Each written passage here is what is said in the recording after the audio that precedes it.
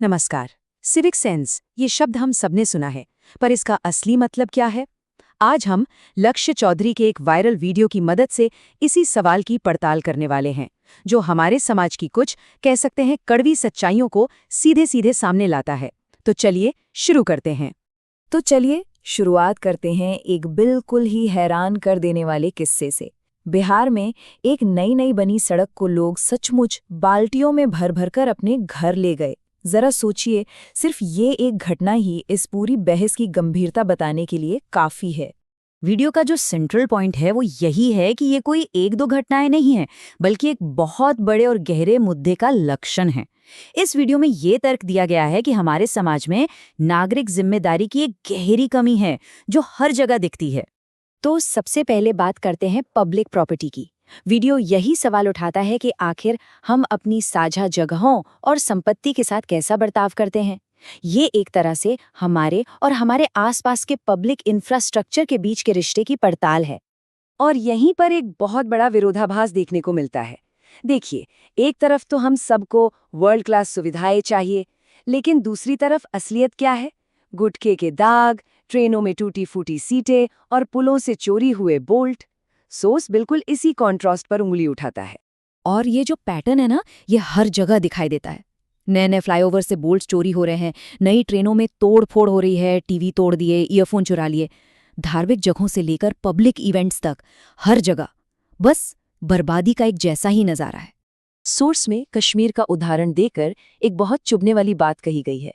ये इस दुखद सच्चाई पर जोर देती है कि जो चीजें हमें कुदरत से मुफ्त में मिली हैं, हम अक्सर उनकी कोई कद्र ही नहीं करते। अच्छा, पब्लिक प्रॉपर्टी से अब आगे बढ़ते हैं और बात करते हैं हमारे रोजमर्रा के व्यवहार की। सड़कों से लेकर ट्रेनों तक हमारा सामाजिक शिष्टाचार कैसा है? सोर्सेज इस मामले में भी काफी गहराई से बात करता है। यहाँ सोर्स सोशल हिपोक्रेसी पर एक बड़ा तीखा सवाल उठाता है। मतलब पार्क में हाथ पकड़कर चलते एक कपल को देखकर लोगों को दिक्कत हो सकती है, लेकिन वहीं सड़क पर खुलेआम पेशाब करने वाले आदमी को अक्सर नजरअंदाज कर दिया जाता है। ये साफ साफ दिखाता है कि हमारी प्राथमिकताएं कितनी गलत हैं। और इसी सोच का एक और छोटा सा उदाहरण है ये 5 रुपए। सोर्स के मुताबिक लोग पब्लिक टॉयलेट इस्तेमाल करने के लिए 5 रुपए देने के बजाय खुले में गंदगी फैलाना ज्यादा सही समझते हैं। ये जो केओस है, ये तो हर तरफ दिखता है। लोग ट्रेन के इंजन रूम में सफर कर रहे हैं, सड़कों पर ट्रैफिक नियमों की किसी को परवाह नहीं। मतलब ऐसा लगता है जैसे नियम तो बस तोड़ने के लिए ही बने हैं।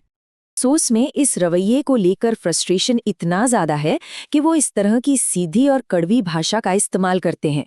ये टिप्पणी उस हताशा को दिखाती है जो ऐसे व्यवहारों को देखकर पैदा होती है।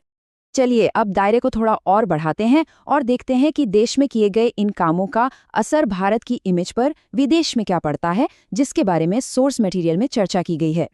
वीडियो में महिला टूरिस्ट्स के साथ जो हरासमेंट होता है उसको एक अजीब सी गाइड के तौर पर दिखाया गया है, सिर्फ ये बताने के लिए कि ये कितना सीरियस है।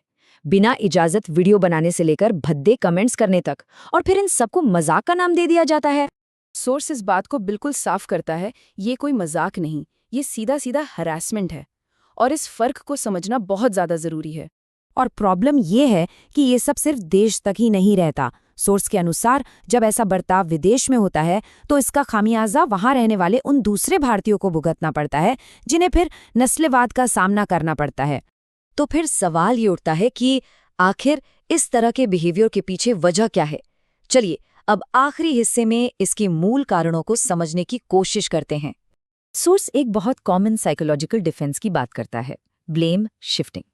मतलब अपनी गलती मानने के बजाय इल्जाम किसी और पर डाल दो। जब भी कोई गलती बताई जाती है तो अपनी जिम्मेदारी लेने के बजाय दोष सरकार पर, सिस्टम पर या किसी और इंसान पर डाल दिया जाता है। और ये जो साइकिल है ना, ये कुछ इस तरह से चलता है। पहले कोई नियम तोड़ा जाता है, फिर जब पकड़े जाते हैं तो अपनी गलती मानने की जगह दूसरों पर उंगली उठा दी जाती है कि सर वो भी तो कर रहे हैं। नतीजा, दोष खुद से हट गया, कोई सबक नहीं सीखा गया, और ये साइकिल ऐसे ही चलता रहता है। और आखिर में सारी बात इस एक मेंटालिटी पर आ जाती है, मेरी कोई जिम्मेदारी नहीं है। सोर्स के मुताबिक जब तक ये रवैया रहेगा तब तक कोई भी सुधार होना लगभग नामुमकिन है। और इसी सोचने पर मजबूर कर देने वाले सवाल के साथ हम इस डिस्कशन को खत्म करते हैं। अगर हर कोई अपनी जिम्मेदारी से ऐसे ही भागता रहेगा तो एक बेहतर भविष्य आखिर बनाएगा कौन? ये एक ऐसा सवाल है जिसका जवाब शायद हम सभी को अपने अंदर खोजना होगा।